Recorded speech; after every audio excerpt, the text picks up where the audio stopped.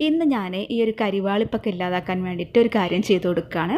അപ്പോൾ ഈ ഒരു പൊടി കുറച്ചെടുക്കുക. എന്നിട്ട് രാവിലെയും വൈകുന്നേരം കിടക്കുന്നതിന് മുൻപായിട്ടും ഈ ഒരു പൊടി എടുത്തിട്ട് നമ്മൾ മുഖം വാഷ് ചെയ്ത് കൊടുക്കുക.